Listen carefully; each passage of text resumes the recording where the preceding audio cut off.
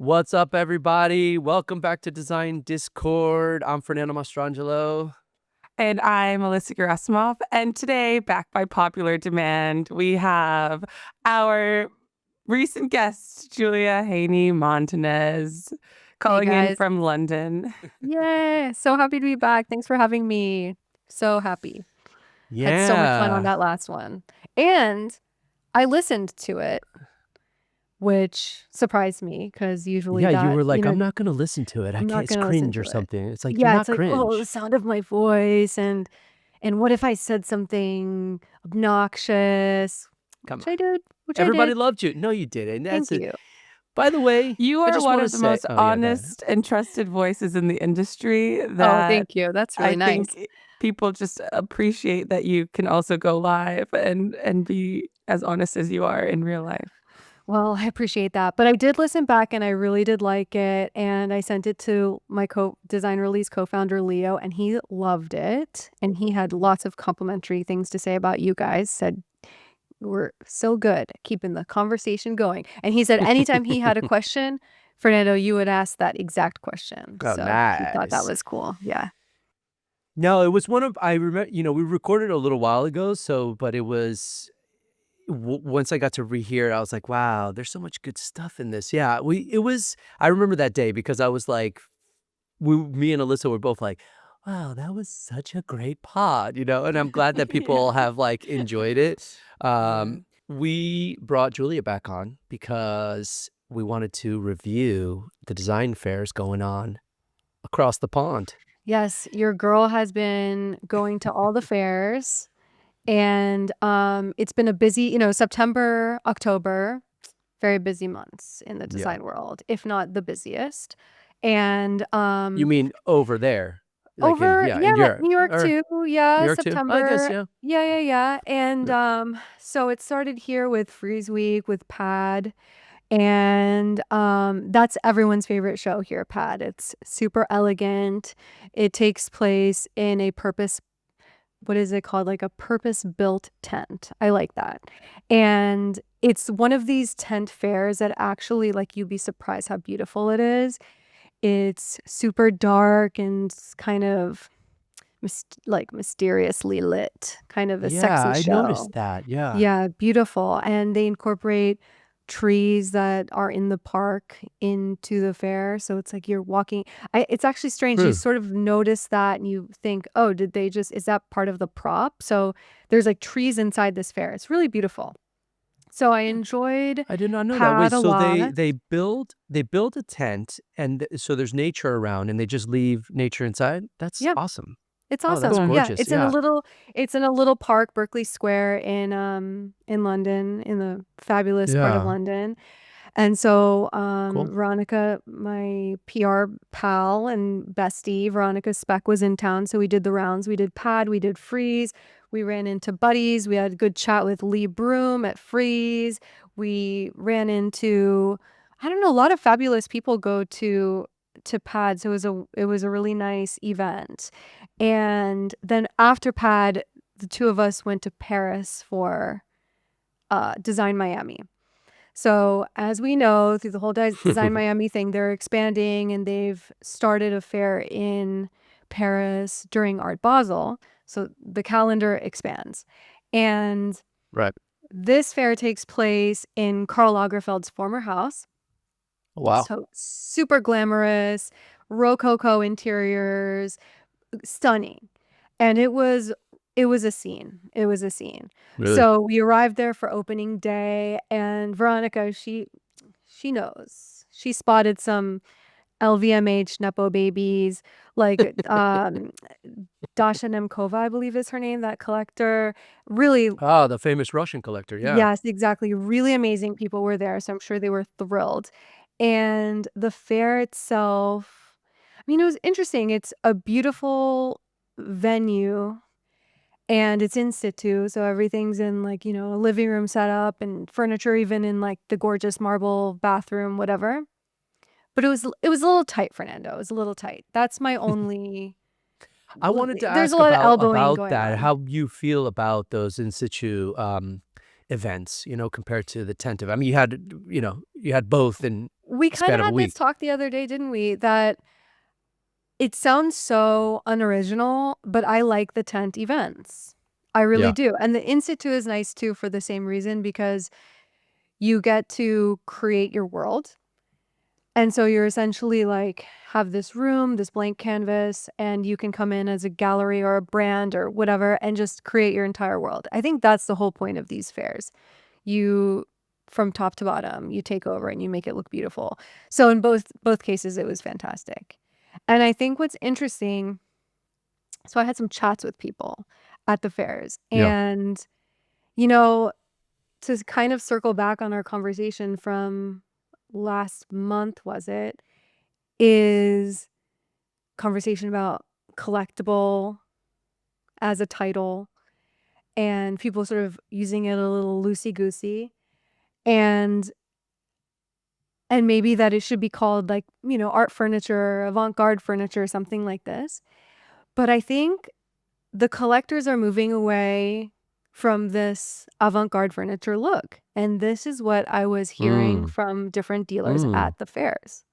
So Really? that was very interesting, kind of like a preview of what people are buying. Okay, what are they moving towards? I need to make that stuff. Comfort. Mhm. Comfort? No Comfort. way. Yeah, I know. My whole We did. thesis, my whole life has been make shit that no one can use or sit on or anything. No, Exactly. I'm kidding. It's interesting. I feel like Interesting. noticed, had that thought come into my mind first when I actually went to last year when In Common With opened their quarters showroom. Mhm. I remember walking Beautiful. in there and I was like, oh, this is what's coming next. Like, this is what people are going to love. And that space is like so cozy and so Mhm. comfortable. Interesting. Mhm. Okay, so wait, are you saying that we're finally moving away from like the wacky and the goofy and the like the lumpy dumpy and all that stuff? Is that what's going on? Well, I don't think completely, because I Okay. think there will always be collectors who really want a certain thing. And I think someone like Gaetano, people are still really collecting, and his work is always going to be more sculptural than comfortable. And I think there will always be people. I think, the big thing is really Leland, like the sheep and the metal, the designers. Yeah, the like million And dollar that's sheep. not Yeah. really necessarily comfortable, but I think those are big collector Mm. Yeah, those are always the ones at targets at at auction that Sotheby's, do yeah, Sotheby's, exactly. exactly. So I think it's a couple of different things, right? It's like people who are buying at auction and people who are buying at fairs. And so I think fairs seems to me, and from the conversations I was having, is people are not so intrigued by the sculptural furniture anymore, and they want something they can live with. I don't What? Sorry, sit No. down when I say this. Do you What think the that the hell? sculptural aspects could come in through, let's say, like lighting or like accessories or Yeah, tabletop? Like, probably. Yeah, of yeah. course. But I think in terms of the big Hmm. expensive pieces, people are looking for comfort and bespoke, which was interesting too. So, But by yeah, and explain what you mean by bespoke, because like you mean so a custom made, contemporary, exactly. So contemporary galleries who are selling furniture that's editioned, right? right? So you can't really ask them to change it 9 times out of 10. It's like, this is what you're getting, and there's only 13 of them, and you're getting one of them. Consider yourself lucky. And some of Mm-hmm. these collectors are saying, no, actually, I want it to really fit the specifications of my home, or I want it to be the color that I want, da da da. So, yeah, more people are asking for bespoke, which kind of goes against the business model. But it's Of interesting. collectible, you mean? Yeah, Yes. it's interesting. I think I Yeah. don't know, taking it in. Yeah, that's a interesting shift. I mean, obviously, area is all about the bespoke. Everything's about the custom made in a lot of ways. That's wild to me. You know what's funny? Like, dude, I'm either completely going in the wrong direction because now I've just started to make completely editioned work. Like, I'm working on a collection that's like literally all limited. But I have But you have the rest. You have but I have the the other bespoke offering. Yeah. offering. Right. Yeah. Right. Interesting. Also, you're in a good position where if it's about comfort, like you don't really make any seating. So I don't make seating. yeah. I So have a one table, sofa that I I've don't know if made, 2 that falls sofas. into I Yeah, remember that you're right, you're sofa. right. Yeah. But maybe you should. Maybe you should.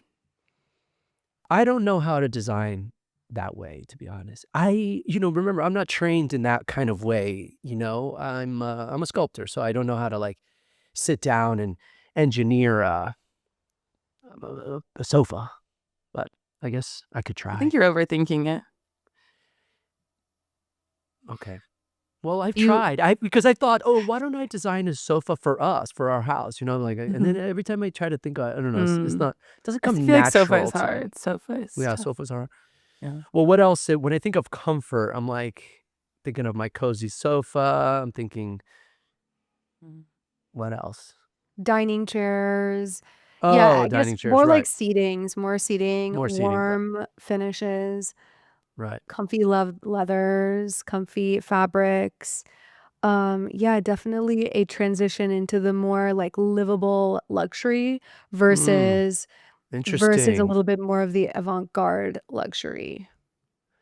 That's literally Mhm. the title of Bridget Romanak's book, Livable Luxe, it's called. Oh, And so maybe yeah. she had been Mm. like kind of feeling this trend coming or something. So She wait, That's okay, predicted cool. it. let's go back. Let's start at Pad, since you started at Pad. Were there standout things? What were some of the things that you thought were good that stood out to you? Oh, I love this gallery, a French gallery called Meubles et Lumière, furniture and lighting. And they always do really beautiful exhibitions that are very comfortable. And this year they had this kind of crazy sofa that was from the back to the seat a 45-degree angle. So, how you sit on it, Mhm. I couldn't tell you.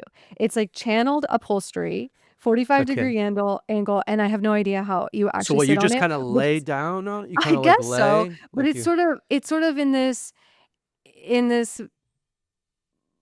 what's that guy called? Uwald Klug, the guy from De Sade. It's kind of like that weird sofa that's Mhm. like, is this a sofa or is this somewhere you just throw your body on? I don't know, I found it very beautiful, very interesting. But, the things about these shows as a whole is that they feel so it's like a whole picture, right? It's can be very difficult to really hone in on individual things, but I was really trying to pay attention to it. And these guys, objects with narratives, hold Yeah, on. I've noticed their gallery a lot. They're doing cool stuff. Those guys, like, came out of nowhere, started crushing it, Yeah. and completely, I think, are sort of Get making Carpenter's Workshop, like, have a run for their money. I mean, it's very Interesting. sophisticated, very Mhm. elegant, and their booths are always like, there's always a level of, like, sharpness and, like, their lighting is, like, very sharp, very luxurious, and very noble materials, let's call it, whether it's bronze or Mhm. marble or something like that. There was some beautiful Brazilian works there, vintage. I think the mid-century thing to us, like, feels kind of boring, but there's a gallery here called Modernity that just has, like, the best Swedish stuff. Just Mhm. beautiful, mid-century, like, cozy, leathery, perfect, beautiful, and really expensive, and they're crushing it.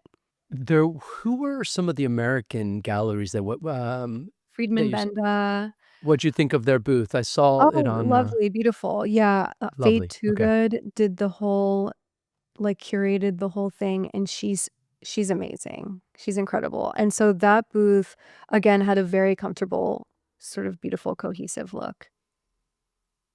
I'm trying to think who else of the Americans were So were there, but carpenters there this year? yes, they always have, like, primo spot Okay. right in the middle. Again, really beautiful, but I think what was interesting with Carpenters is, of course, because they're, like, printing money, they also did Design Miami Paris, which is hard to do both fairs because there's, like, tiny overlap, And so they did a booth at, or not a booth, they did a room that was so beautiful. And it was, I thought, I mean, these guys, they know what they're doing. And I thought it was a good indication of collector preferences. So they had a Leland sheep in the Mhm. corner. They had a Nacho Carbonell enormous Chandelier. um, tree lamp, Oh, tree and then lamp, a yeah. mini one. And then this young designer, Leah, what's her name? Leah, The lamp girl? Mistress. exactly, Yeah, Leah yeah. Mestritz. She had 3 of her like human-sized lamps in a One of those corner. colorful ones, like the pink ones? Exactly. Yeah, It was yellow, yeah, I believe. And yellow. then chair by Wendell What do you Castle. think about her work? Oh, I love it. You love I it? think I it's just so playful. It is playful. Yeah, it's beautiful I work. do feel like it is kind of getting stuck in that kind of millennial vibe, I don't know if it has, like, this youthfulness to it, which I do like. I guess that would be the thing that I would say that I wonder if people are gonna continue to being attracted to that type of work, as you're saying that we're going through this transition, right? Like, that seems like your statement lamp piece that you buy, but it takes a very particular interior, to have that playful kinda lamp in. So I always wonder about the trajectory of her career if she continues to because I feel like I she, like, think hit on something, like, kind of the way yeah. that, like, Katie Stout did, and then now she's, like, on repeat mode, and I totally get that, but I just wonder what the trajectory you know, of her Yeah, language is it's gonna be. true. She had a nice solo show with them, Mhm. and I wonder what she's gonna do next. It's nice up close and personal. You can see that they're mosaics. Right. It's very tactile and beautiful. Yeah. The scale is awesome. I think it The would scale's work cool. well in, like, a fun interior designed home or even, like, a totally minimalist home. So, I like her work, but, yeah, Mhm. interested to see where you go from there because if you look at Nacho, he's Nacho, definitely been dude, doing the same thing, he's right? printing money, and I love Na no, I know Nacho, I've met him several times, and we've hung out, and it's like, I totally respect him because he's doing some amazing stuff, but Nacho is on repeat, and when you said not they're printing Carpenter's is printing money, Nacho, I think, is almost holding up that whole damn gallery at this point, I'm sure they sell a lot of other stuff, but Nacho's crushing actually, sometimes I wonder, right? Because I'm on the side of making shit, right, and selling it. Like, how many collectors are out there continually buying Nacho's chandelier or what are these lamp is it just, like, so many rich people out there that they can sell that many to you ever wonder about that? You I ever I mean, how think wonder many about do all it you that? really takes need, you right. Right, I you know? just think need all one it takes nacho. is, like, how many large scale lamps/chandeliers do you need to sell to make your year? Probably a small handful, Depends on and their price. I think they're probably a quarter million to or I think so 300. too.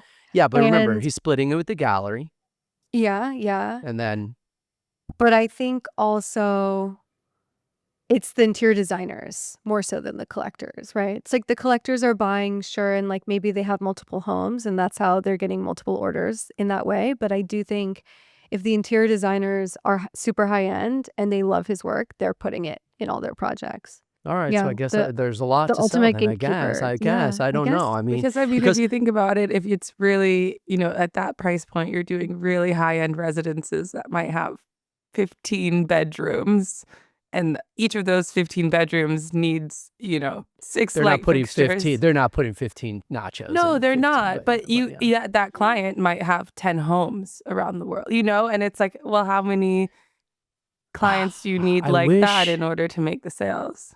Oh yeah, there's a lot more Yeah. behind the scenes I wish excessive somebody would interiors. tell us about this. Yeah. Somebody that would just be like, Oh, "Dude, I have like we're on selling the 15 lowdown. nachos." You do? I have a L lowdown little goss. Bring out the gas. No, no, no. I mean, it's pretty secret. But a friend of ours Okay, was working on a residence that was like a okay. bunch of apartments molded into one. And I saw some nachos in there. I saw some big nachos. And I saw a another piece of art that I had seen at auction previously that went for like $11 million. Furniture art. Furniture piece for 11 mil? I've never It heard of that in was, my life. wait, let me see. It was a Leland piece. Oh, Lalande piece. Okay. Right. Okay. Uh, I mean, Let me see how much, I could totally be the thing exaggerating. is, 18 million. 18 million. oh, just a little A $18 casual million 18 million. purchase? Damn. Yes. I was pretty shocked. I was like, is that what I think it is? So yeah, It's a there's lot, some dude. low-key stuff. There's some low-key stuff happening. Low-key, high-key.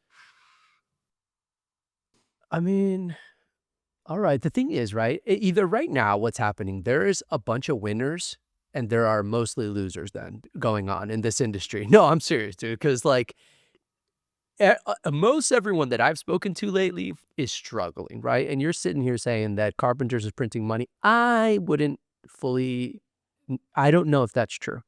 I don't Maybe, know if that's maybe true. not. Yeah. I don't Maybe know. everyone is struggling. I think that the industry, and no one's talking about it, we've been bringing it up a little bit, but I have done some research. I have only anecdotal data, but with my anecdotal data, I won't tell you how I got it, but I did it fucking a lot of it, okay? Something's going on. There's either, and this is kind of why I wanted to talk about the fairs, right? Because you got people at PAD, right? Like London doesn't seem to me to be a great market. The UK economy is in the toilet, you know. I don't know if the real estate market's doing well there, but the economy in general is in the toilet, right? So like, and I understand that there's a difference between like the 1% that buy and everyone else, but there seems to be a shift in the appetite, you know, because a lot of people did do a lot of renovating, and I sent you guys that little clip from, I know it was talking about Wayfair, this podcast about talking about Wayfair, but essentially like there has been a drop in home furnishings in the last few years. So I just wonder, But right? there And was then also an yeah, enormous peak during COVID. correct. I think we're still suffering from that peak. Mm-hmm. And then you got Paris. Beautiful event, chic building, blah, blah, blah. But is people buying in Paris? It's all perception at the end of the day, but it's also all marketing, right? People say, anecdotally, Fine. Yeah. I was hearing that galleries at PAD were making big sales. Really? And yes, big sales. And anecdotally, I heard that they had the most foot traffic that they've seen there in the past 10 years. And maybe some of these, elegant British buyers can't really be bothered. And maybe they're living in their country home and they don't really care. And suddenly they're interested again. That was sort of the implication I got, that they felt like, all right, let's pop into town and see what's going on at the fairs. And they made big purchases, like pair of chairs for $100K each, like really, really huge purchases. And so that was my anecdote from PAD, that people were really buying. And I think that's a pretty powerful show because there's it's a little bit more of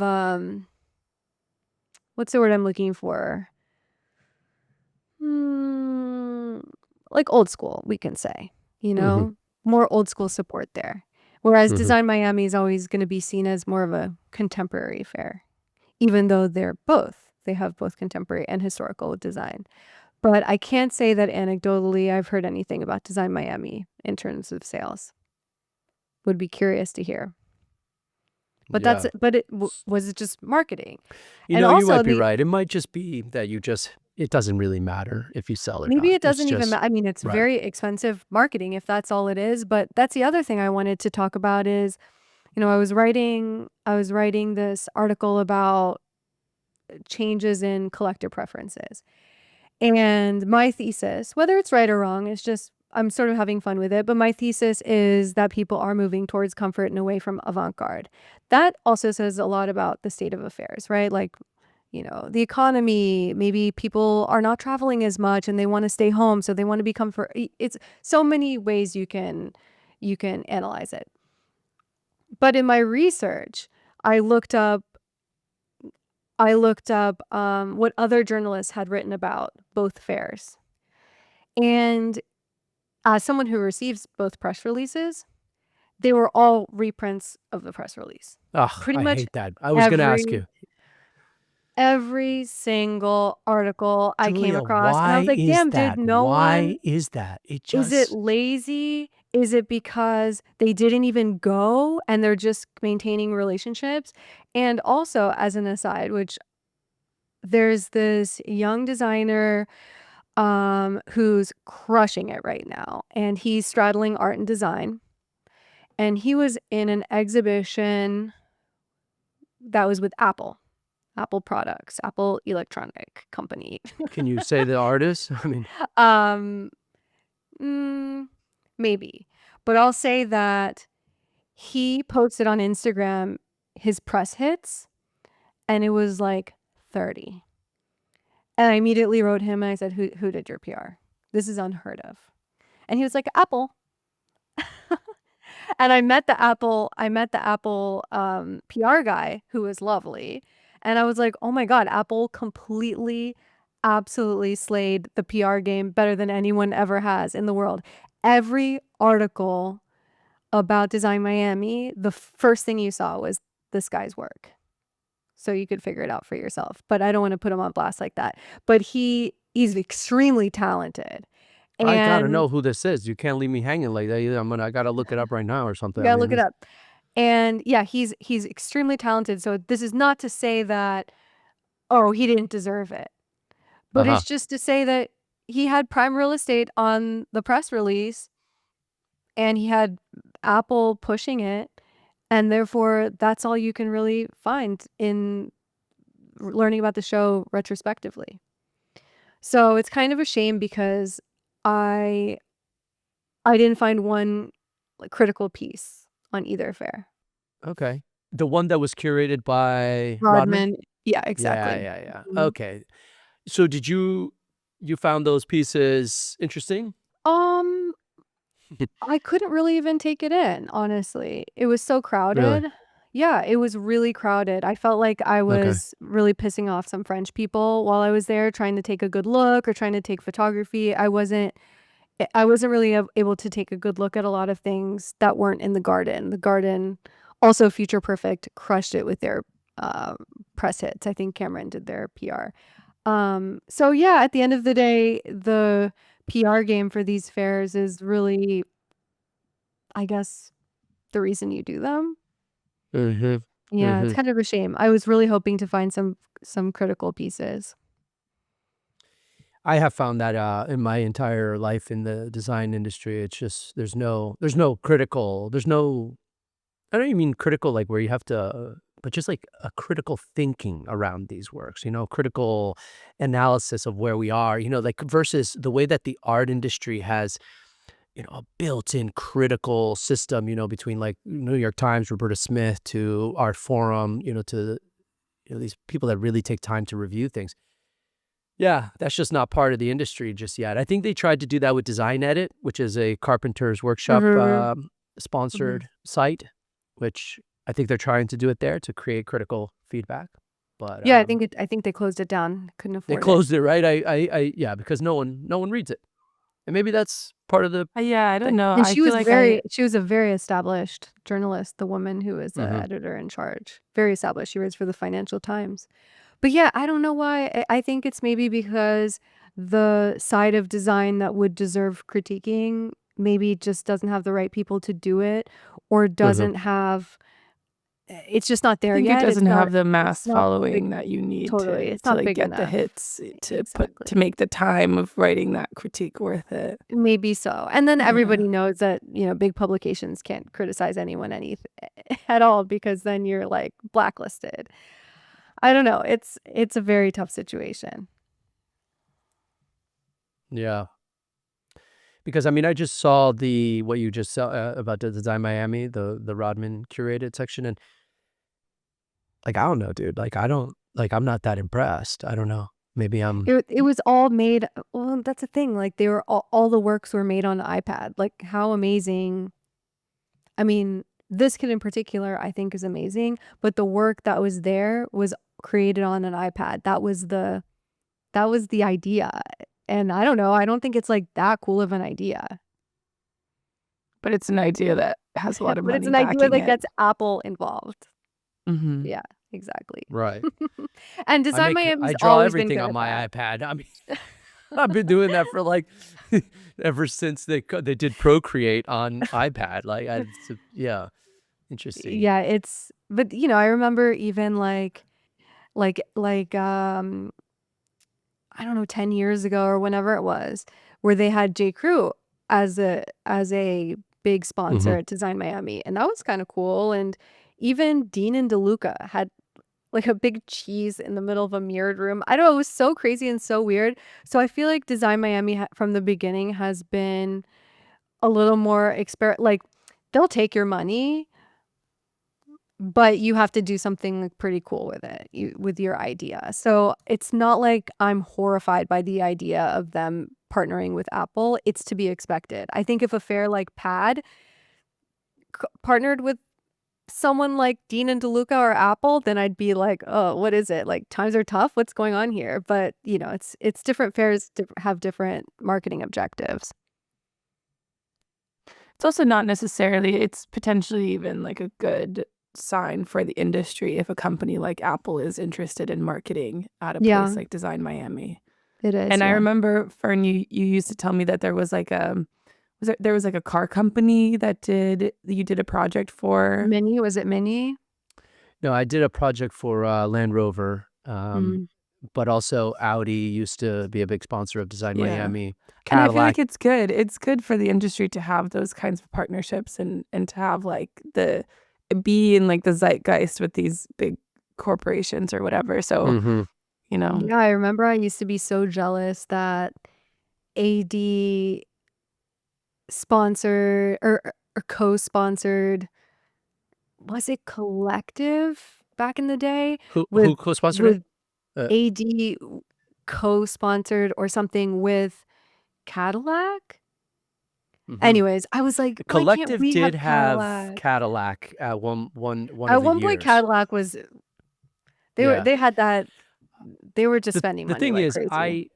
I also often see that as like, look, they can pay. So I've gotten involved in the sponsorship section of Design Miami, and it's 150,000 entry for a sponsorship there, right? So they're definitely looking for, those types of sponsors because Apple can probably come in with $250,000, and it's nothing. It's not even a rounding error. They wouldn't even notice that it went off of that it's on their P&L. They'd be like, oh, what was that little tiny little fleck of some money that we sent to someone? I wonder if they even paid for it any. I don't know Oh because it yeah, no, wasn't I'm sure loud they did. enough. I don't think it was loud Oh enough for really? them. I don't know. It's interesting. I'd love to peel back.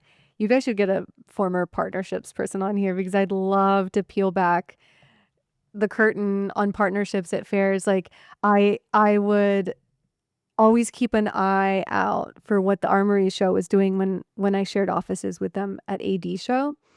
They were pulling like, I don't know, Rolex and maybe not Rolex, but like Dom Perignon, whatever, some big fancy fabulous brands. And I was always curious what goes on behind the scenes there. It's interesting and it takes a while to get those relationships and to find the right people and to get that money and to convince them that it's worth it. And it seems like it's pretty loyal once they do your fair, they're stuck with you in a way, or they stick with you rather.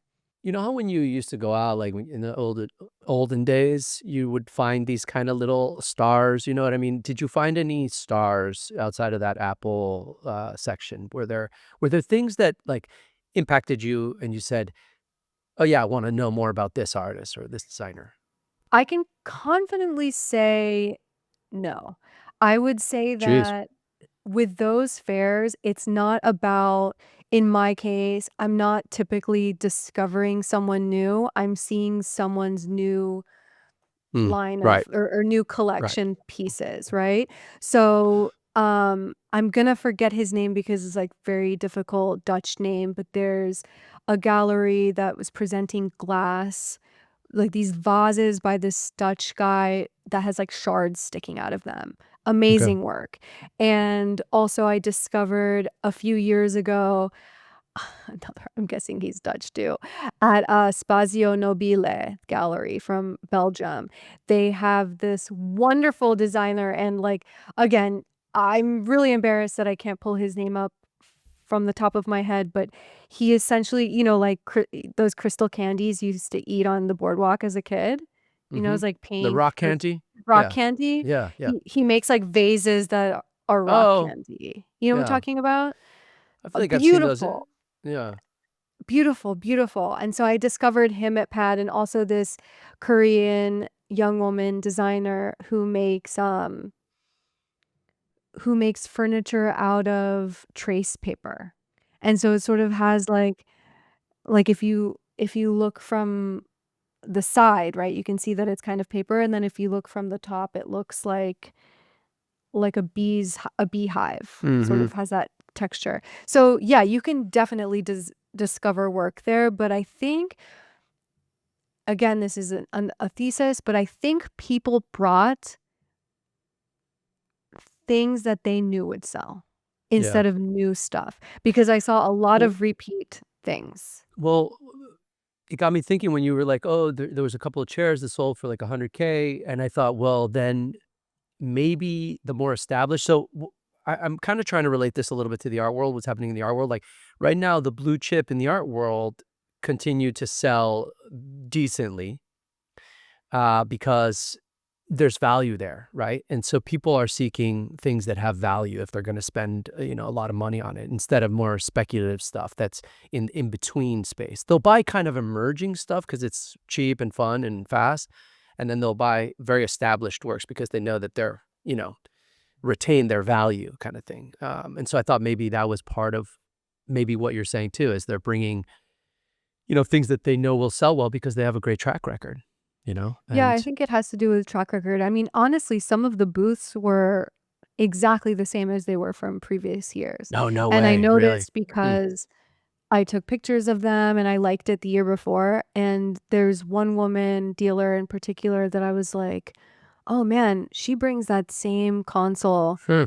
every show. She must be selling the hell out of those consoles. And it's Mm-hmm. very beautiful. So I don't think that that's necessarily a bad thing, because it must be so hard to constantly produce new work for these fairs all the time, especially with these kind of materials and these kind of Mm-hmm. processes and etc. So I don't think it's a bad thing. And someone, I asked someone else for feedback. Actually, the son of the co-founder of Pad is a friend. Really, really cool guy, but art world guy. And so I love getting he has a gallery with his father, and I love getting his input. And he said that it felt very repetitive to him. But to me, I don't really think, I don't know, is that really a bad thing? I think it's Maybe the okay. role of the fair has changed a little bit. Or Yeah, maybe it's no maybe longer like a platform for experimentation, but a platform for sales. this year people didn't feel like experimenting, because maybe it goes back to, hey, is anyone really making money, or is it just optics? And so Mm-hmm. maybe it's a way of mitigating a risk. And that's why it was best of rather than Right. new emerging. Hmm. Hey. I mean, an aesthetic of comfort, or this lived in luxury. What did you call it? Is also like Livable lux. Livable luxury. livable, livable luxury. It's also a sign of like risk, tampering risk. Yes, I exactly. agree. Mm. Yeah. Right. That would make sense. Right. If I were trying to put a booth together today in a foreign country, I would do what I did in Aspen and bring my bestsellers. Yeah. I don't know that I would Bestsellers. bring or maybe I'll bring one new piece to kind of like see how the temperature is, but Mhm. I would pretty much try to mitigate risk and say, okay, Mhm. I'm going to bring my bestsellers. What people maybe expect when they are on the exhibitor list and they go to your website, and what they see on the first picture on your website is maybe what they expect you to bring to the fair. Yeah. But it's also interesting. Something else I think about also is like the basics of marketing, right? You see the same thing over and over again, and we all kind of think we're immune to it. But my phone knows what I'm up to. I thought in my mind, I want a new pair of jeans in my mind. And then today I had like 50 ads for pairs of jeans. And I'm like, okay. And I kept seeing the same one over and over again. I was like, those are looking good. Those are looking like what I want. And it's just the proof of that repetitive, like Nike, the logo. It's like seeing these things over and over again. Like I even think about it with Skims. Like you won't catch me buying Skims because I have like, I'm anti, but but you see it enough that I went to the Skim store and I was like, all right, I'll try it. But it works, like the repetition. And so in that case, it works for furniture too. You just see the same things over and over again, and you're like, you know what? This is growing on me. There was a couple of good Substacks that came out of Post Collectible in New York. Did you read them? Yeah, I did read some. Elena Oh, Mano. Elena Mano. Yeah. Yeah. She We wrote know a her, really right? good one. Mhm. Yes. Okay. Yeah. And I'm trying to She find. basically said what we said on the pod. Yeah, Yeah, exactly. So she yeah. wrote this article, and I think she could be someone interesting to speak with actually. And I was curious, and I had reached out to her to get a little bit more like behind the scenes of how she felt about it. And then also the journalist Leonora Epstein, who has a very popular Substack, and she wrote about how she went to Collectible and she felt a little bit like awkward and like she didn't get it. Mhm. So I don't know, maybe people are becoming less afraid of saying like, I don't really get this conceptual stuff, and like let's go back to basics and let's go back to comfort, and maybe we'll give the avant-garde a bit of a rest. And as we said in the last pod is I think Interesting. avant-garde design just took off for so many reasons, right? We had post-recession, people feeling very creative, and then we had post-COVID where people, or not post-COVID, like during COVID, where people had to use a photograph to sell. And how easy would Mhm. it be to sell like a wooden table on Instagram, right? Yeah. It's a lot That's what I easier was to. gonna say, is I was like, Right. I wonder what the relate, because this industry, and Fernando, I've talked to Mika about this a little bit, about how, she believes that your work has sort of developed in relation to Instagram a little bit too, and how tied the design industry is to like the Instagram algorithm, and how you could create this crazy avant-garde piece of furniture and post it, and the algorithm would feed it out to a new community. And I think that's just not happening Well, as organically anymore. it's because it's controversial, right? It's like Mhm. the only way to really go viral these days is to be controversial. And it's controversial furniture. People will definitely be in the comments being like, what the hell is this? You can't sit on this. Why are you calling it a Mhm. chair? That's not comfortable. How much does this cost? $1 billion?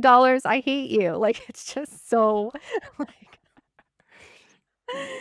and it's always the Dude, I men. wish that a chair could produce that much banter on Instagram. I don't know that that's even possible anymore. Interesting. Yeah, there's a lot Well, to unpack here in a lot of different areas, but yeah. do you want to talk a little bit about your qualitative research you did in the Mine. last few months? I don't want to be a Yeah. bummer. I mean, I do want to say it just because I feel like it's the massive elephant in the room. Um, and I guess I'll be the one to say it. It's like, I'm gonna call it. I'm making a prediction early because we're gonna have a prediction show in December and maybe Julia can join us and where we do predictions for 2026. Are we gonna do that? But yeah, dude, everyone loves Oh. predictions. Yeah, it's the I love best. We'll do some predictions. predictions for 2026, some personal ones, some industry ones. But anyway, I'll make an early one and I'm gonna call it. And then maybe we could do one of those shows like down the road where we rewind and say, remember when Fern on Oof, said, he's a um, genius. no, I'm not a genius. I'm just watching closely what's going on. Obviously, I'm in the industry too, so I would just say it frankly, like, we are in a massive slump, guys. The industry is Yeah. suffering, Mhm. and no one's talking about it up front, but people, major galleries, major showrooms are having the worst possible year in their careers. Like, it is rough out there right now. Okay. So you're not alone if you think that you're just like, why are the clients not getting back to us as much? Or why is this happening or whatever? Well, something's going on. We're trying we don't have any data to base it on, right? So it is all anecdotal. But in the last 2 months, I've spoken to dozens, not dozens, but more than a dozen. Yeah, no, maybe dozens of studios. And the feedback that I've gotten is that basically everyone's wondering what the hell is going on. Like that, if the tide is come in and that's it, everyone's naked and like we're all like, holy crap. And we don't know if it's going to come back. And, I think that the heyday of the COVID exuberance, that day is over. Okay. So, and then all of the factors that we're talking about today, like you're saying, like maybe there is a shift. And we have to realize that we are in cycles, even though we're not like a financial industry, we are still going through cycles in this industry. And I think that this is the first time that we're feeling the effects of the cycle. And it's like, oh, damn, like, Well, maybe the first time we're feeling negative effects of the cycle in a way that's correct, like a slow and painful thing. I correct. agree with you. Yeah, I totally agree And the with you. question is, like, I talk about this with Mika. I'm like, when does that cycle start to go on the upswing again? Right? And what is the paradigm shift that's going to happen, and who are going to be the winners and losers of that, right? Like maybe quarters, like you're saying, is going to be one of the objects with narratives, is going to be emerge as like the new frontier of this era. But we are, guys, going through what I think is a paradigm shift in the industry, and a lot of people are going to be shaken out. I think you're going to see a lot of studios close. You're going to see a lot of people that you didn't think. You were like, oh, I thought you were doing, yeah, well, I had to get a job, or I had to do this, or I had to close the studio. I wasn't making enough sales, this and that. You're going to start to see that. And a lot of people are going to get shaken out that really shouldn't have maybe been in the industry, or really didn't have the business model to support themselves in the industry. And then I think you're going to see like some new innovations come into the industry in terms of like marketing platforms. Like I think that, like area, I think is part of that new wave. Like you're seeing a shift in the industry. But I think a lot of people are going to get shaken out. I think you're going to see a lot of closures. You're going to see galleries that are not able to maintain, showrooms that maybe have to change their business model. We're at the, I think people have felt it. And I think everyone's quietly being like, okay, when is this going to be over? And I do not see the path for it to change unless the real estate market gets back on its feet. But And the I'm real not estate market always gets back on its feet Yeah, but eventually. Everything it's everything coming goes up. slowly. It's coming Exactly. back. Everything comes Yeah. up You and feel like down. it's coming back slowly? Like, I was just listening to like NPR in LA, and they were starting to say that there's like a shift happening in Los Angeles in of what? terms Say of more. like in terms of, I mean, I'm not like that well versed in real estate, Okay. so I probably shouldn't talk like too much, but that essentially like now the real estate market is like it's like more favorable to buyers rather than to sellers. So I don't know. That's all I have to Yeah. say I mean, about look, that. obviously interest rates are going down little by little, although there's a lot of speculation that it's not going to continue. Like I think that we're going to settle around the fives, maybe the fives. And what is that real? Now, we're also like, are those the people that, that are buying this type of work? Don't you feel the exuberance of trading homes, renovating, moving, doing this? Like that exuberance has changed? Like that's not happening as much? Well, I know a lot of people in the interior design world here in London, and it seems like there is no lack of multimillionaire upgrading their home or Okay. redoing their home. Again, like similar to Alyssa. I wish I was a little more well versed in global real estate trends. I think that would be someone interesting to speak to because it's so related to what we're doing. So I do think that's an important thing for us as an industry to track and pay attention to. But everything you're saying, Fernando, everything you're saying is like the thing that finance people are always saying. Like this happens all the time. Like I lived through recession time, losing my job and like moving to LA during that peak time, and interior designer I was working for being like, "Oh my God, this is so miserable. I have no work at all. Sorry, I can't pay you to be my intern." And I was like, "I don't care." Because I was like 22. I was like, I'll just do whatever you want. I'm obsessed with you. I'll work for you." And then like cut to 15 years later, she's designing like Harry Styles' house. You know what I mean? It's Right. like this. It's always up and down. It Right. always is. So I think that, yeah, this is the time where people are going to have to take a, like we've said last month, they're going to have to take a side hustle, and maybe their Hmm. side hustle will become their new thing. A recession is always an opportunity. They'll figure something else out. Right. And maybe this also is an opportunity for people to, you know, tighten their belts, so to Yeah. speak. It's like, I help Leo with Label and I run sales for Label. And the amount of sales that we were making during COVID and now is like insanely different. Insanely different. Yeah. And we were like during COVID, we were like, all right, this is so sick. Like I'm so happy. And then now we're like, oh, okay, it'll be okay, it'll be okay.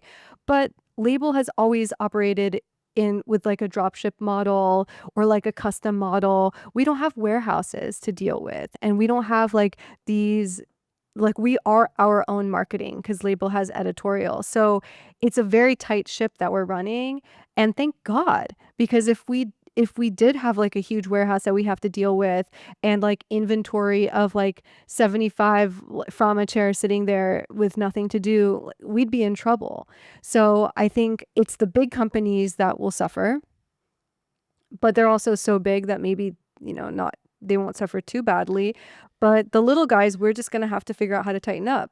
I think it's the, studios that are anywhere from like 3 to 10 people. If you see a little slowdown, it's immediately like, oh, like payroll gets really tough to meet. You know what I mean? I think over the last few months, I talked to a lot of interior designers and I asked them, okay, tell me about your team. Tell me about how, what kinds of projects you're working on. And I've had many people tell me, and something that I've learned is that in interior design, there's also a lot of contract work. Like, they have their, a few other people they like subcontract and bring onto their teams. And I've talked to a few designers that have said, oh, we let everybody go at the beginning of this year after the election. Like all these projects were put on pause. I'm the only interior designer left, like, in my architecture company or whatever it might be. And then now I was talking to Mika about this the other day too. It feels like a lot of them have started rehiring again. And that some of those projects have been like, the play button has been pressed again. Everything that sucks will suck no more. Yeah.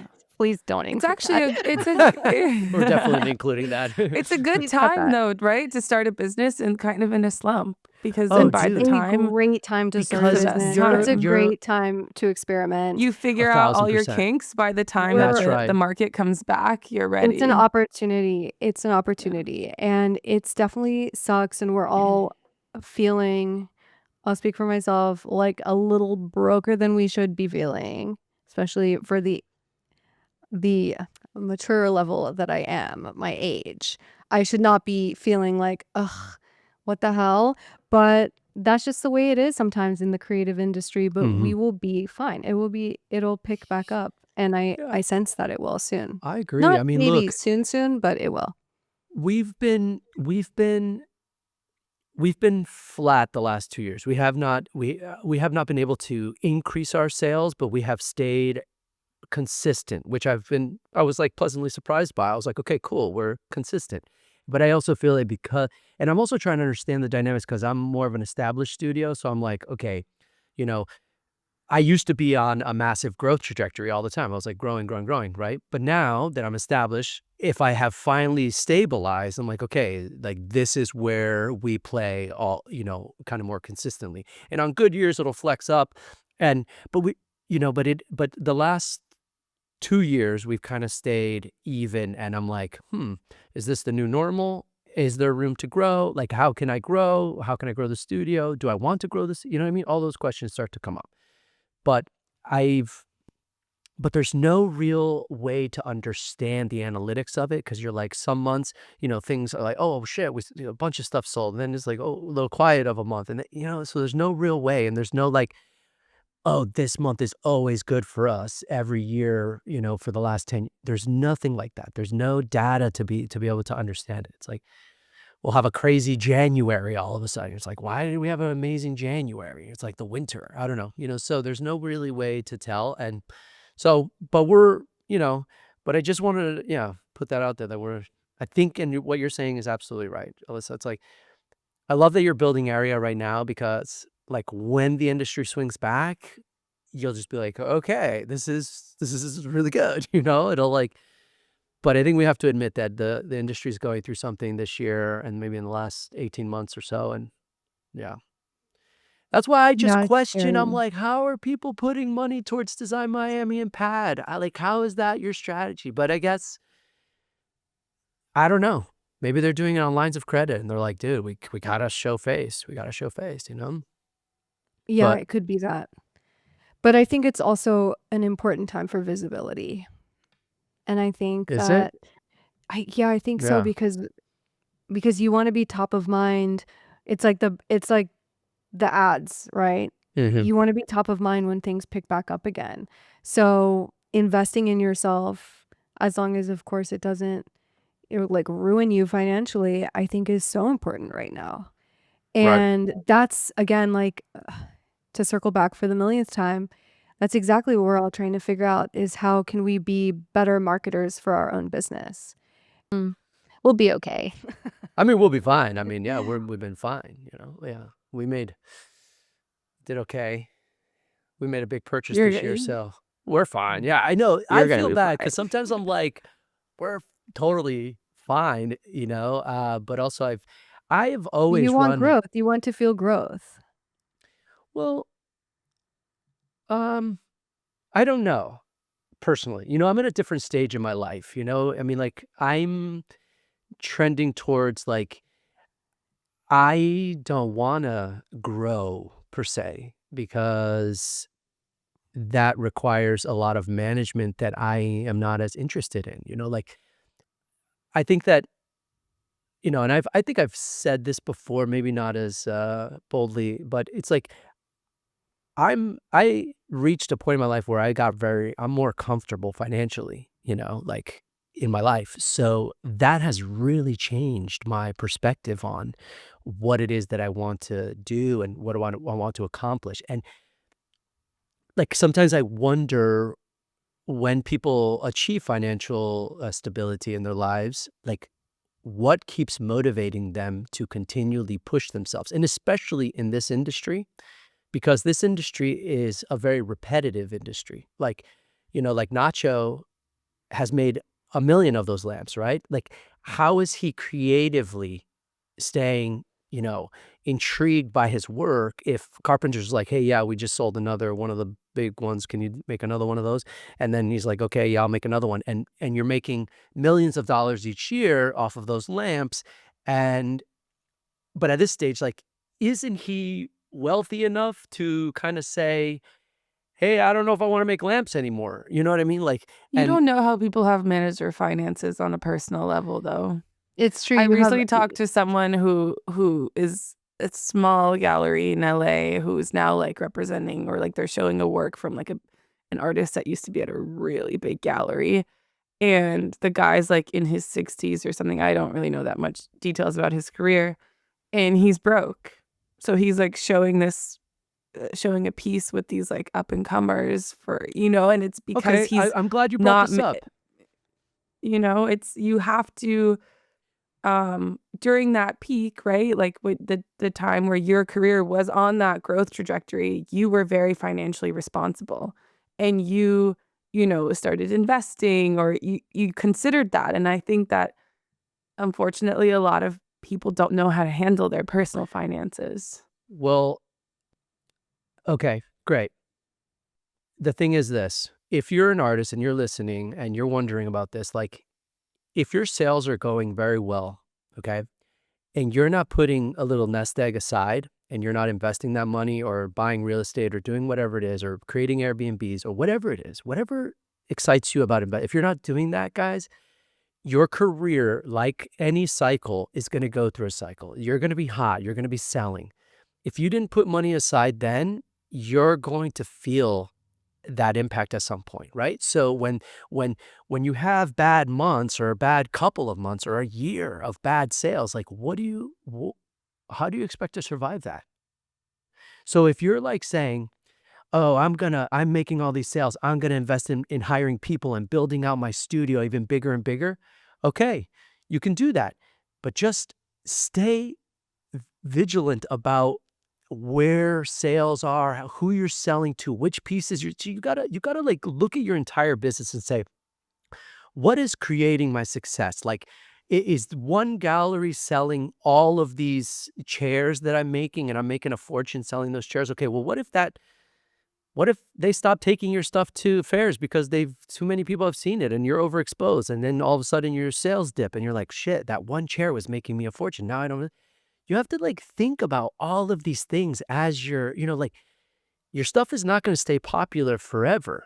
And if you do enter that phase where you're like Nacho, where you're just making the same lamp over and over and over, like, then where do you go creatively? You have to ask yourself all of these things as you're. That's true. Yeah. But what do you think? So, like you've said a few times, you reference people making the same thing again. Hmm. And this is a topic that I've thought about recently. And you think about the art world, right? The most successful artists have really honed in on that one thing, Yes. right? Van Yeah. Gogh, maybe not Picasso, but Rothko, like the big guys, Pollock, they have their one thing. You look back enough and you can see other things, but their one thing is what gives them their value. In the design world, is that the same? Like, do you need your one thing to be so excellent repetitively for the rest of your career? Or do you constantly need to reinvent yourself? The market will not allow you to reinvent yourself because it forces you to stay repetitive.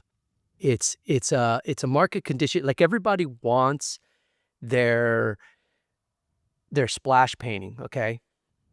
Everybody wants their black Wendell Castle crazy chair, right? Like everybody wants to achieve that piece, right? Um, but then the reality of that starts to hit you 10 years into your career, 15 years into your career. I spoke to an artist about this specifically recently. And yeah, like you want to achieve that, but you don't think about what it's going to do to you creatively to have to do that. And the design world and specifically the design market forces you to continue to have to remake works over and over and over. Because do you think Nacho's going to say no to another $250,000 lamp? Hell no. You got 7 people, 14 people in your staff, you got to say yes. Right? And I understand, right? Like if I want to buy a Pollock, I want a splatter painting. I don't want one of those early weird things that he used to make. You know what I mean? Like, and or Rothko, or even today, right? If you look at the stars today, right? Like I went to Rashid's show at the Guggenheim.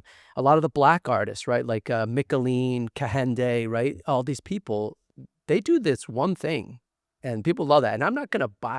Like, why would I buy an offshoot of those people's work? Hell no. Like, dude, like if I bought, honestly, like if I was standing outside of my career, what would I buy from me? I would buy my classics.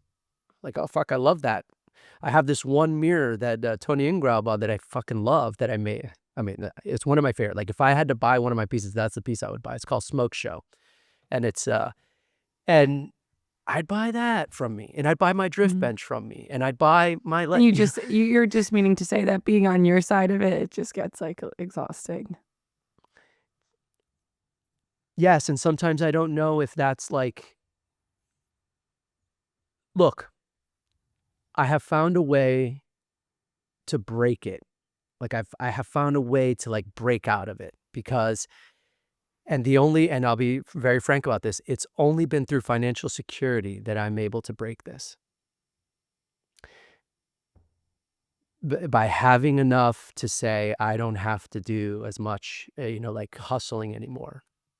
And now I get to and now I have a studio with 12 new works in it that are all brand new. They have nothing to do with my old work. And how am I able to do that? By like having things that I can make to make money, but not have to like make it at a crazy level like I used to because I've saved. And then now I get to like focus on this stuff. But I think that, yeah, it's a tough industry. You have to ask yourself, like, dude, what do you like Wendell Castle, right? One of the greatest designers. That dude made so many of those things. And I met one of his person that worked for him, and he was always struggling financially. I'm not surprised by that at all. It's a creative industry. We're not in it for the money. And if you're in No, I it for the know, but money, yeah, I mean, if you get lucky, then that's awesome. But yeah, it doesn't come with the territory. yeah, I think sometimes we compare ourselves to like multi-million-dollar studios, like the Apparatus and Lindsay Edelman's, right? And you're just like, wow, like they're selling so much, but you can't compare yourself to those people. You got to look at like, now you can't think about like, oh, there's designers out there making bajillions of dollars. There are, but they're companies. You know what I mean? Yeah. So it's been an interesting journey, and yeah. And I just think like, isn't this fucking logical to be in the creative industry and make sure that you take care of yourself financially so that you can survive? Yeah, but the whole of America is not financially literate. That's a bigger problem than just the design world, is that Yeah, no I one agree, really but knows how to manage their finances. That's a really tough one. Like, we don't learn that at school. I'll give I have a you finance degree, and I'll I give you the keys to the barely know. kingdom. I'll give you the keys to the kingdom. Spend less than you make. Okay? Tell that to S- tell that to my Spend exchange rate. Oh my spend God. less than you make, save the difference, and grow appropriately. Mhm. And don't I let just think life. it's, Yeah. yeah, I mean, this is a totally different conversation, but I feel like, I don't know, obviously, what the rhetoric around finances was, 20, 30 years ago, but I feel like now you see all these people living these like, whatever, influencers living these like Mhm. glamorous lives on Instagram. And I think it's putting a lot of people who are watching that in debt, who are aspiring to Mhm. buy that clothes, buy that car, and have no sense of what the repercussions are of, having $20,000 of credit card debt that and you're making I'd like to think 50K a that there's year. gonna be Yeah. a backlash from that. I'd like to think that backlash is coming. And it's like the reason why I'm a TikTok user, I just post on Instagram, but you'll never catch me surfing on Instagram. It puts me in a bad mood. And Instagram is for people to showcase how perfect their lives are, and TikTok is for people to just be weird or authentic. That's just how it feels. And and I I think that the curtain's being pulled back a little bit on those Yeah. lifestyle, Yeah, Mhm. yeah, I and think I so. hope it is, because Yeah. it's really a lot of pressure for young There's people. a A lot of guy on pressure for all YouTube of us. There's a guy on YouTube who came up like a year or two ago so quickly. His name is Caleb Hammer. He has a YouTube channel called Financial Audit, and he talks like people go on and he like reviews all their finances and all that and just rips them apart, but in a very kind way, because he like looks through everything and he's like, why did you spend like $4,200 on like tickets to see Beyonce when that's not even like how much income you're bringing in a month. But then he like sets them up with a game plan of how to get themselves back on track. But he Oh has an my God. amazing personality. We should He's do My that for m- the design awesome. industry. yeah, my mom is a financial advisor. And when I was like 18 years old, I had a job at Banana Republic. Or wait, it was Ralph Lauren. Or it was Banana Republic. Anyways, they were next to each other. And it was a little shopping strip in Maryland outside of DC, and it was a Starbucks, Ralph Lauren, Banana Republic. And I would eat at that Starbucks every single day, multiple times a day. And my mom sat me down and made me add up all the money I had spent at Starbucks. I've never been to Starbucks since then. Like fully triggered. But it's not to say that I'm not buying myself coffees and treats, because I do, of course, but paying attention to that stuff really works.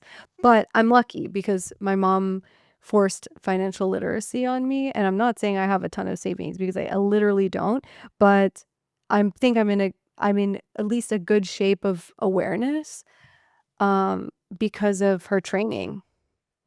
The thing I find, I mentor a lot of designers with this stuff, and I've had actually people ask me directly.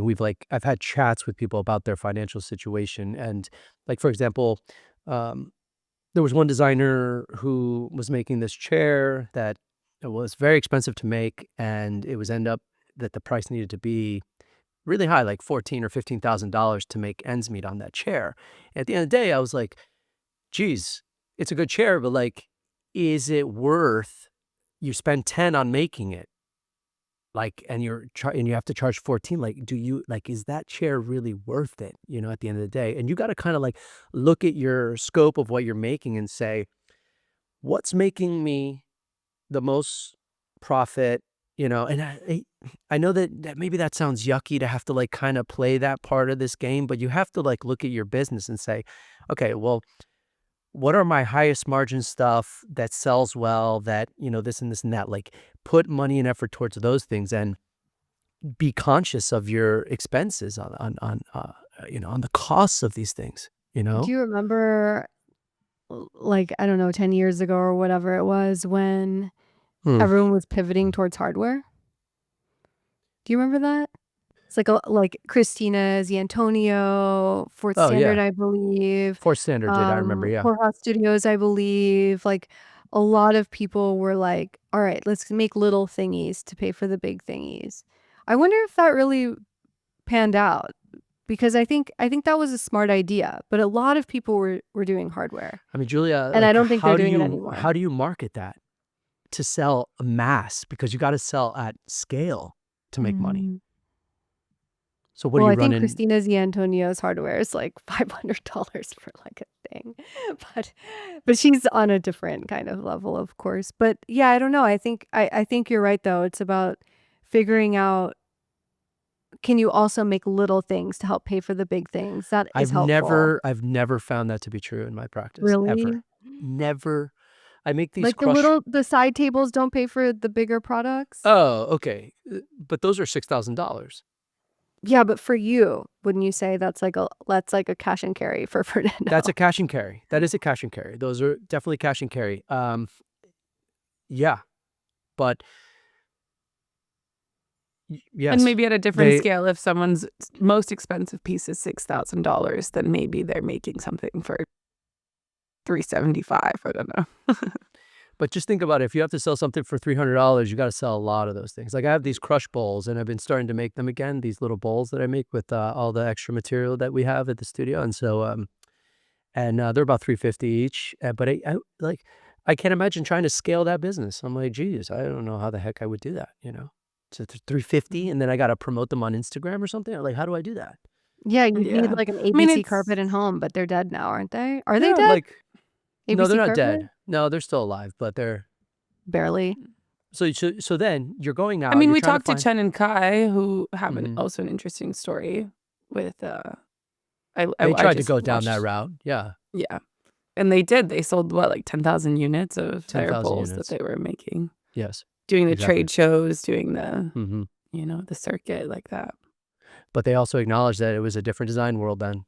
different was. different design world. But And I still think that world of like they were saying that their wholesale price was like $5 or $10 or something like that. Right. That's a Totally. totally different game to play. But guess what, guys? Are we in that world? Are we Again? approaching it? Like everyone, like the golden era that we keep talking about of New Mhm. York design, I'm going to say like 2012, 13, 14, 15, 16, Yep. 17, 18. Yep. That was after 2008, 2009, 2010 of major fucked up sad recession where literally no one was working. Like I was in New York moving like a ghost. Like it was so bleak. And that's when I moved to LA. And nobody was working there either, which is kind of normal. But it was it was as sad as it is now, but in a different way, right? Because it was every industry. Now maybe it feels like home is getting hit so hard because of tariffs and stuff. Maybe the solution for us is just wait Fashion's for getting pretty hard too.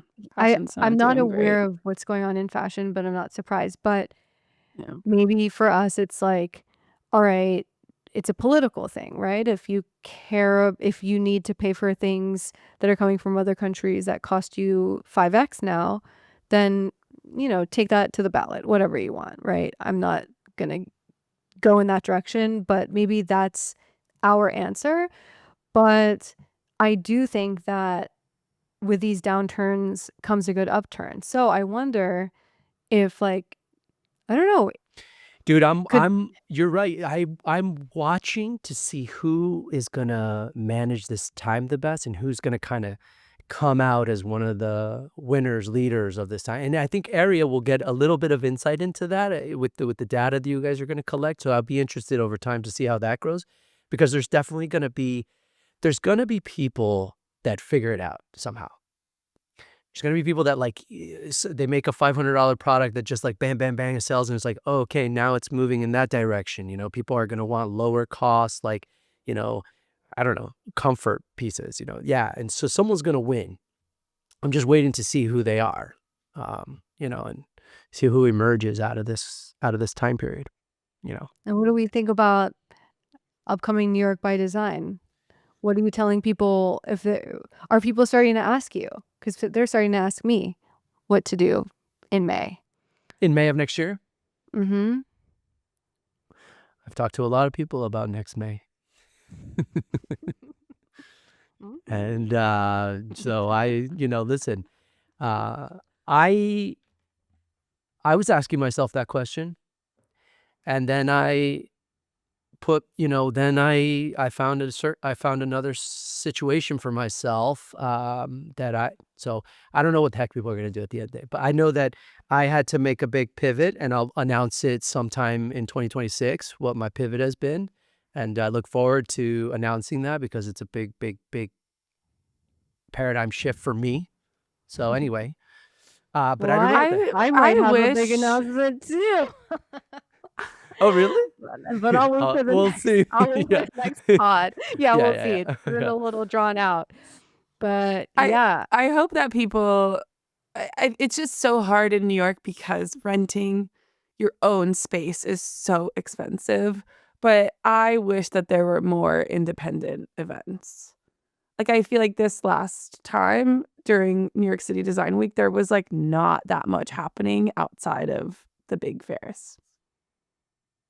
There were I a few can't even things, remember. I but can't I even wish remember. I wish that I mean I don't know. I just wish that it was more of like a city neighborhood activation. People were able to get spaces, build their own worlds, and I just didn't You know get why, that Alyssa? energy. But It's like it's just so expensive. they don't have the money either. Like people don't Yeah. have the money to put It's together more those types of expensive to shows. rent your own space than it is to be at a fair. Yeah, and also if your resources are tight at the moment, you're like, can't really like throw down for that. So Yeah. we'll see. But Maybe it's yeah, time for a fair to make a comeback. a comeback. Dun dun dun. We'll see. We'll see. Okay. I'm going in this week to see Chen and Kai's show, which I'm excited about. And I'm also going to Tell be us seeing more. The Chen and Kai are showing at the Future Perfect. Opens November 5th. I'm not sure when we're publishing this, so this will probably be. So if I'm sure the show is going to be up for a little bit of time, so people definitely check that out. They're coming up on one of our next episodes. Talk to them. They're doing a really interesting thing. Like they're taking some of their best hits and they're kind of expanding on those ideas, and I think that that's smart. And then we're going to go see Salon NY, Mm-hmm. which I feel like had an energy of Pad-ish. I haven't been to Pad. I participated in Pad, but I've never been to Pad. But I feel like Salon has an energy of Pad. I don't know if you feel that way, Julia. Salon is trying to reestablish like a youthful energy. Like they are, I I just meant style of exhibition, not yeah, exhibitor. Yeah. yeah, exactly. Like I think that they're very much in line with like the TAFAF and the Pad kind of show where it's Yeah. very elegant, Right. beautiful, fair, super high level of exhibitor. But I think Did you look Salon at the is list of exhibitors this year? no, I have that email, but I Okay. haven't looked at it. Take a I look. know, yeah, I'll There's take a look. the major players like David Gill is showing, No major but players. not a lot of like Carpenter's is not doing, R is not doing it, Friedman's not doing it, Christina Grahal is not doing Interesting. it. I mean, so. Well, I think it's But and by that's the way, interesting. and then Matthew Lanier took a booth, independent, which I found interesting. And last year they had a couple of It's independents interesting. do it, and I saw some people that did it last year but are not coming back this year. I don't know. Yeah, that should be an I want to see, because I saw the exhibitor list and I was like, I'm Well, excited to see I'm gonna Wexler. shout out Wexler. Well, mostly because I have to admit, Nick Missile, who used to be one of my assistants, Nick is showing this new piece, I believe, at Salon. It's this like new desk thing made out of like car radiators and epoxy. I've mentioned his work before on the pod. I continue to be impressed by his new pieces, and I'm excited to see them in person. And they're like, Nick continues to be one of the more exciting designers that I've seen in recent years. And I think I think if he's doing well with Wexler, that's great. But I do think that he has the level of like a Carpenter's or maybe an Objects with Narratives. Interesting. Yeah, I had Not to say, because I like Lewis. I think from Wexler, I think that they have a really good program. I just think Philadelphia might not be like the, I don't know if Philly's the best market. I like their program too. Me too. I think they're a little underrated. That new gallery they put up is not underrated, man. That shit. Yeah. But I feel like they're not as like, I don't know. I feel like people don't talk about them as much. Yeah. But I think that they show amazing work. And sometimes I feel like the people who are maybe actually like doing the business and making the sales are just not as on the social media or whatever it might be. But I think agree. They're a solid gallery. I mean, they've been around a long time, and I mean that new space is like museum-like. It's not even a joke. It's like it's beautiful. It's beautiful. No, so anyway, I mean they're not New York, so I think that people don't, it's like it's a little bit different. Overhead is lower, probably much lower. Maybe. Yeah. Who knows? Who knows? So. Okay. Anyway, we'll see. I'll give you guys, we'll review that show. Oh, and we're going to something very interesting. We're going to go to the design space, it's called. What's that? If we get off the wait list. Dude, we're getting in. Oh my God, you're so like, dude. Okay, Basic Space that owns Design Miami. Well, they're doing these things called Design Space, where it's basically like a mall. I know what you're talking about. Okay, so they're doing one in New York. They're doing one in New York. And we're on the wait list for a ticket. She's real. We're not on the wait list. Times like this make me happy that I don't have Botox, because you can see this face. We've been put on the wait list. I'm getting in. Get the heck out of here. You're coming with me. We're gonna get in. Whether Let's you're freaking getting in or not, regardless, there's a wait Regardless. list for tickets to get into You a get an show. invite and then you're on the wait list. Yeah. Well, I RSVP'd. I guess I'm on the blacklist. Sounds The like. thing is, either we're gonna like, dude, can't wait to see it because I'm ready to like rip them apart if it's not good. And I just feel like it there's is some kind of satisfying. It's like we don't want, just so for the record, like we don't want to be assholes. It's fun to be an asshole, especially when it's kind of like needed a little bit. When you feel like you gotta like chop someone down to size a little bit. But that, like the critiques about the LA show, someone called it like a sad mall energy. I don't know. I'm ready for it. I think New York will just inherently has a different energy. I think Yeah. LA as a city has sad mall energy. Yeah. You know? Like that's poor LA. just Los Angeles. So sad. But Totally. And there's like I the think New York will LA have it. Yeah. Oh, I'm looking a at little it bit about now. it. Basic Space, New York, November 14th to 16th. That's right. What is this Mhm. Instagram? It's like has no It has waitlist branding. energy. Waitlist. They're using Times New Roman. Like this is not Oh my God, giving guys. this is not giving like, oh, I gotta fucking go. You know what I mean? Like this is not Yeah, but then making you see the me- list, and there's some good designers. I mean, my buddy Brian Thorine is showing, which and then like Sabine is showing, and then Carpenters is Subtlers. showing. Yeah, I'm looking at the list. Yeah, They Friedman have Banda. the These were I'm gonna like I wonder if these were like pretty free spaces. Oh no, they whereas are. They're you have a commission structure with these shows. Oh. Because they put this stuff on the platform. I wouldn't be surprised if Carpenter shows jewelry because they've been big on their jewelry lately. I think they might participate with that. I'm just throwing that out there. I don't know what the heck they're doing, but I yoga think projects. Yeah. Mhm. Yeah, it's a good list. it's a good list. But why does it have to be, I don't like that kind of wait list thing. No. I like Dude, everyone to be invited. exactly. It's We need like, everybody to be invited. teach us, like tell us why these people are cool. Tell us why we should be going. Involve us. It doesn't have to be so like I get it, like collectible design, sure, it's like it is elitist, but I don't know. It just No, rubs me dude, the wrong way. you need everybody there, dude. We need the whole industry to be there and be inviting, not It has to be exclusion. inviting, exactly. Uh, At least to the industry itself. Especially if you're trying to, to have a commission structure and make the sales. Like if you're Well- the way of making money Well, is keep in by mind- making sales. They are essentially putting that stuff on their platform, right? That stuff will end up living on their platform, and that's where they hope to make the money. Yeah. So anyway, I guess we should wrap up another amazing podcast with our favorite guest.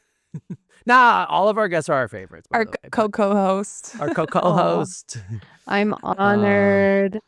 I'm honored. Um, And always so nice chatting with you guys, and look forward to the next one.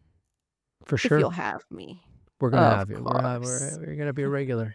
You're a regular on the show. All right, everybody. Thanks for tuning in. It's a little bit of a longer one, but hopefully it's worth it. We got some good nuggets in there for you guys. Make sure Yeah. to like, comment, subscribe. Most of our listeners are not subscribed.